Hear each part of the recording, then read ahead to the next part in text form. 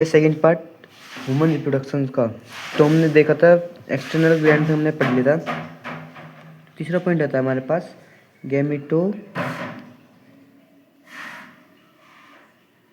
Genesis. ठीक है, ये आता है अब हमारे पास। ये क्या रहता है? It is the process of gamete formation in the agonas, testes and ovary। ये क्या है? इन सेक्सुअल रिप्रोडक्शन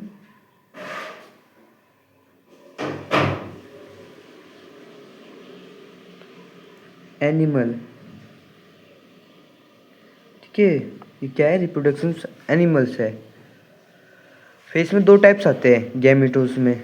कितने पार्ट आते हैं? दो पार्ट आते हैं। ठीक है, तो पहला पार्ट कौन सा रहता है? पहला पार्ट रहता है स्पर्मेटोजेनेसिस। ठीक है, ये क्या करता है? फॉर्मेशन करता है स्पर्मेटोजोआ को। ठीक है, स्पर्म बनाने के लिए, फ्रॉम स्पर्मेटोगोनिया के लिए। ठीक है, तो मैं लिख देता हूँ formation of spermatozoa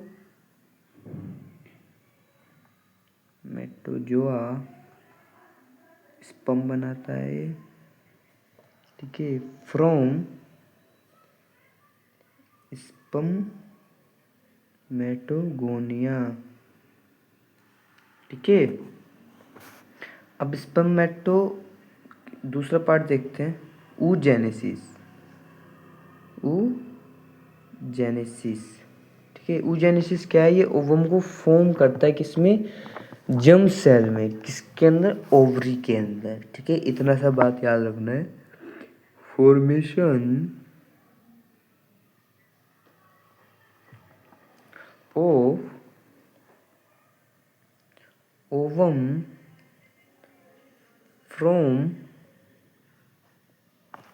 from the germ cell in the ovary। कहाँ पर? ओवरी के अंदर। अब स्पर्मेटोजेनेसिस का स्ट्रक्चर देखते हैं। तो ये क्या रहता है? सबसे पहले जब प्यूबर्टी आती है, ठीक है, इसके पास कितने क्रोमोसोम रहते हैं? 56 क्रोमोसोम रहते हैं। ठीक है, इतना सा ऐसे याद रखना। ठीक है, फिर जैसे इसमें स्पर्मेटो, ये क्या है? ये क्या है हमारे पास? स्पर्मेटोगोनिया है हमारे पास। ठीक है, इसे मियोसिस से डिवाइड करते हैं हम। मियोसिस डिफरेंट होता है इसमें। फिर क्या आता है? दो सेल बनती है। इनके पास भी क्रोमोसोम कैसे रहते हैं? 46 कंडीशन 2n। फिर 2 से 4 बनते हैं। ठीक है, 4 बन गए। ठीक है, 4 में से इनमें से एक सेल सेलेक्ट होती है जिसको हम बोलते हैं प्राइमरी स्पर्मेटोसाइट। ठीक है, इसने 2 सेल बनाए। इनके पास किस कंडीशन है? 23। ठीक है, इसमें क्या हुआ? फर्स्ट मियोसिस डिवीजन हुआ।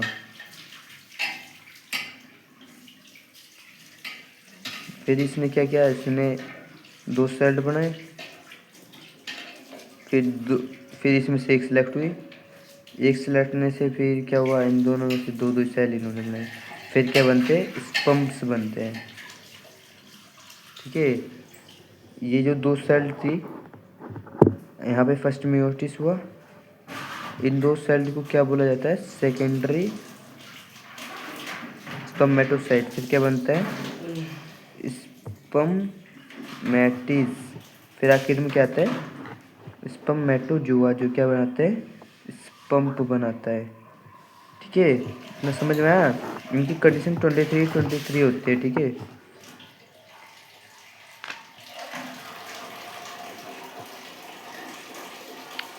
फिर एक और आ जाता है कि स्ट्रक्चर कि स्पम्प फिर जाते कैसे है।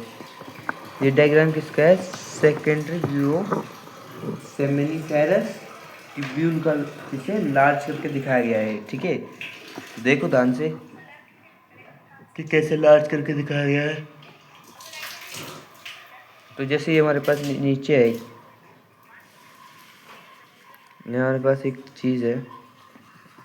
ठीक है, यहाँ पे क्या है, सेल मेम्ब्रेन है, थोड़ी सी ऐसे ऐसे ऐसे, फिर ऊपर से निकलते हैं ऐसे, फिर ऐसे, फिर यहाँ से पंप आते हैं।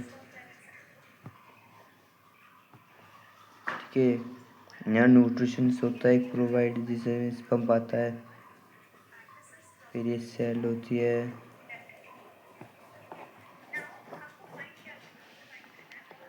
ये अटैच रहती है स्पम से। इसको क्या बोलते हैं, स्पर्मेटोजोआ। ये होती है सेकेंडरी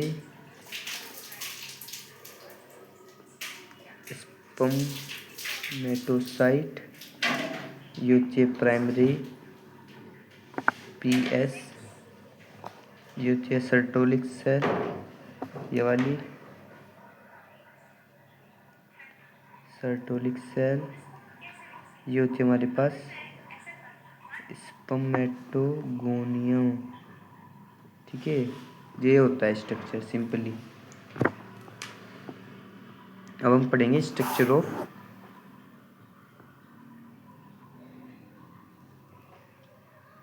स्पर्म।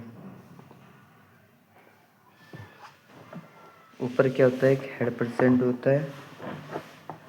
ठीक है, ऐसे जाके एक टेल सी प्रेजेंट होती है। इसको क्या बोलते हैं, टेल। ठीक है, इसे टेल हो गई। इसको बोल दिया क्रोमोसोम्स। यहाँ क्या होते हैं, न्यूक्लियस, कॉन्टेक्स, क्रोमोसोम्स, मेटल्स। ये क्या होता है, पूरा का पूरा हेड होता है। यहाँ क्या प्रेजेंट होते हैं, नेक। ये प्रेजेंट होता है मिडल पीस। ये होता है स्ट्रक्चर ऑफ स्पर्म।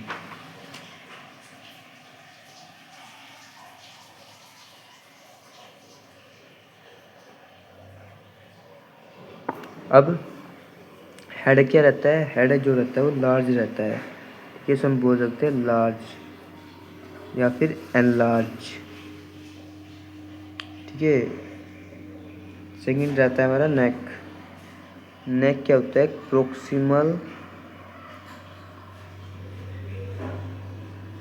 सेंट्रिलोल होता है। ठीक है, तीसरा क्या रहता है हमारे पास, मिडल पीस। मिडल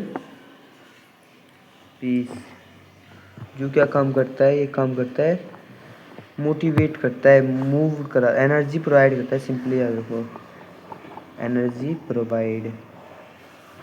अब टेल क्या करती है, टेल सिंपली क्या करेगी, स्विम कराएगी। बस इतनी सी बात है इसमें। ठीक है, अब ऊजेनेसिस आ जाता है। ऊजेनेसिस,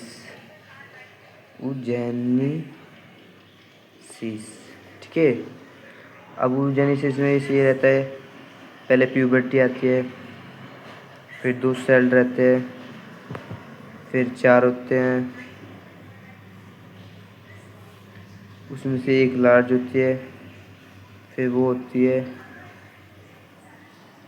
उसमें से भी एक क्या होती है, एक छोटी होती है, एक बड़ी होती है, फिर छोटी होती है, फिर क्या होती है, एक लार्ज होती है। इसको क्या बोलते हैं, ओवम। ठीक है, ये क्या होती है, सेकेंडरी ऊसाइट। ठीक है, ये सेकेंडरी ऊसाइट होगी। ये क्या होगी हमारे पास, फर्स्ट पोलर बॉडी। ठीक है, यहाँ पर क्या है हमारे पास, प्राइमरी ऊसाइट आया। यहाँ पर क्या हुआ, हमारे पास म्यूटी डिविजन्स हुआ।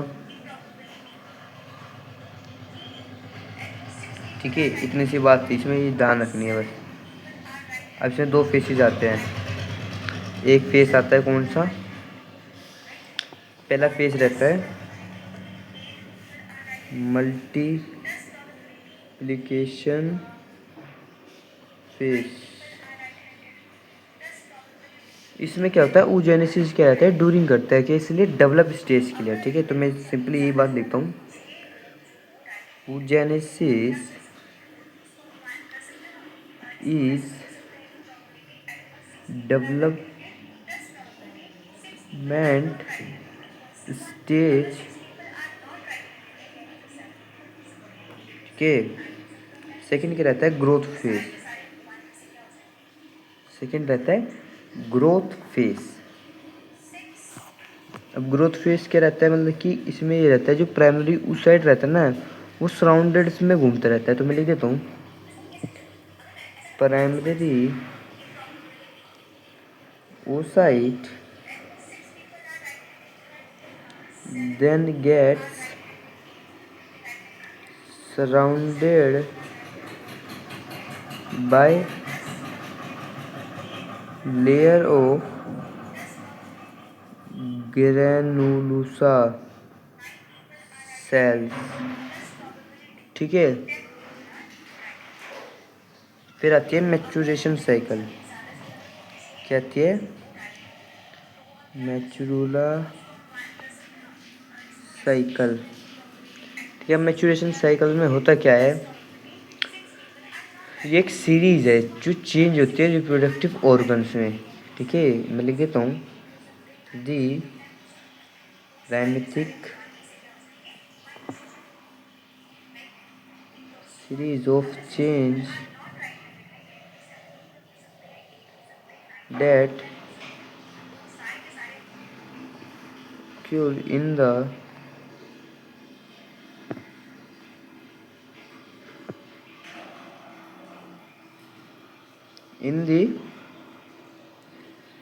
reproductive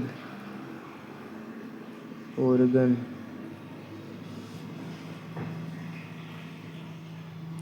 ठीक है, और ये मैच्यूरेशन साइकिल कितने दिन की रहती है, 28 से 29 डेज। इसे सिंपली याद करने का ट्रिक बताऊँ, जितने फरवरी में डे होते हैं ना, दिन होते हैं, उतनी ही मैच्यूरेशन की साइकिल होती है। बस सिंपली ये याद रख लेना। ठीक है, अब इसका फेसिस पढ़ते हैं, इसका डायग्राम बना देता हूँ मैं मैच्यूरेशन फेस का। अब मैच्यूरेशन क्या पढ़ेंगे, मैच्यूरेशन फेस पढ़ेंगे, मैच्यूरेशन फेस। अब इसमें क्या होता है, फेस में क्या होता है, मैच्यूरेशन फेस में रहता है एक सॉफ्ट टिश्यू रहता है उसमें। ठीक है, किस पे, लाइनिंग रहता है यूथरस के, उसे कैजुअलिंग करता है ब्लडिंग के थ्रू, ब्लडिंग करता है उसमें, एंथोथेलिन उसमें टूटती है वो। ठीक है, तो मैं लिख देता हूँ, सॉफ्ट टिश्यू है, soft tissue of endometrial lining of the uterus disintegrates causing blood।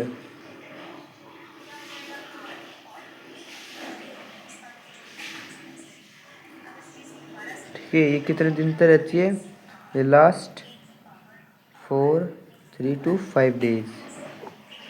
इसका डायग्राम बनाया तो मैं,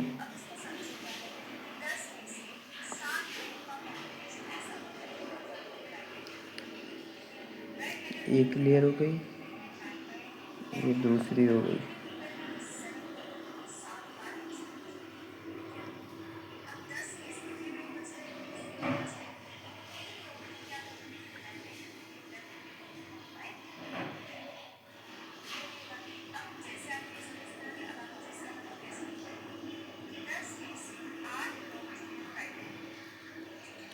ऊपर लेवल क्या है, LH, और ये क्या है, FH।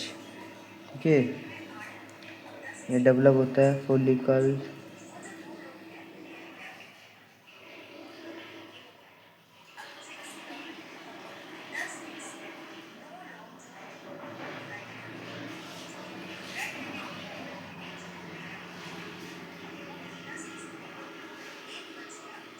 ऊपर क्या है एस्ट्रोजेनी, नीचे प्रोजेस्टेरोन।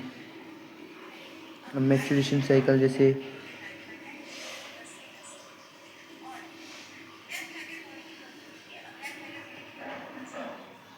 ये क्या है, यहाँ क्या आ रहा है, ब्लड आ रहा है कितने 3 से 5 दिन तक। ठीक है, जैसे 1 2 3 4 5। फिर क्या हो रही है, यूट्रस की लाइनिंग क्या हो रही है, थिक होती चली जाती है। ठीक है, सिंपली ऐसे ऐसे याद रखना इस स्ट्रक्चर को, और कुछ नहीं है इसमें, आसान सा है ये भी।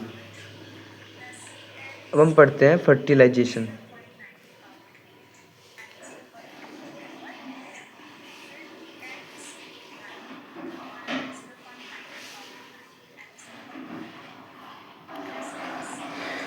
ये सिंपली करता है, ये प्रोसेस करता है, द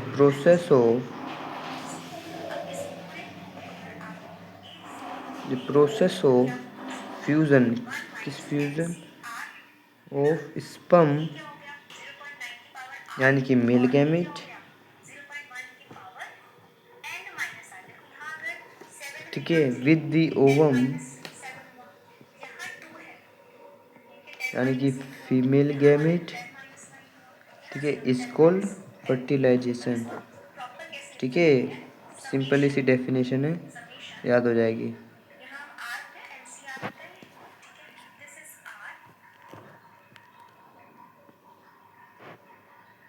अब जैसे हम स्ट्रक्चर पढ़ेंगे, ये क्या हुआ है, ओवम, इसके बाहर एक आउटर प्रेजेंट होते हैं लेयर, उसके बाद थोड़े से डेड सेल्स प्रेजेंट होते हैं, ये स्पर्म पाते हैं। ये क्या है, स्पर्म है। ये क्या होती है, पहली लेयर कहते हैं सेल ऑफ दी कोरोनल रेडिएटल की होती है। उसके बाद प्रेजेंट होती है प्लाज्मा मेम्ब्रेन की, फिर होती है जोना, फिर होती है क्या, प्लेटेड स्पेस। ठीक है, ये सिंपली बात रहती है इसमें। अब इम्प्लांटेशन क्या होता है, इम्प्लांटेशन ये सिंपली क्या करता है, रिप्रेजेंट करता है जाइगोट को, रेप्लिकेट करता है बाय किसके द्वारा, मियोसिस के द्वारा। Zygote replicated bye meiosis division.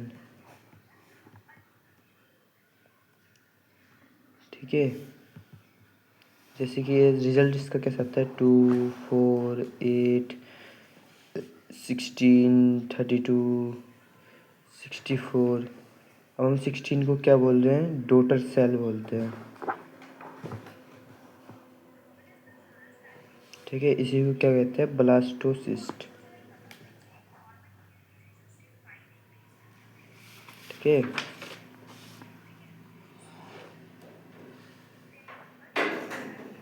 अब इसमें 8 से 6 क्या होते हैं, 8 से लेकर 16 तक ब्लास्टो मेरिसा इज कोल्ड अमोरुला। ठीक है, ये होता है। और क्या होता है, मोरुला चेंज कब होता है, जब लार्जेस्ट अमाउंट ऑफ सेल रहते हैं। ये होता है change into a large mass of cell called ब्लास्टोसाइट। ठीक है, ब्लास्टोसाइट्स पर ही चेंज होगा ये, और कहीं नहीं चेंज होगा। अब प्रेगनेंसी और डेवलपिंग पढ़ते हैं।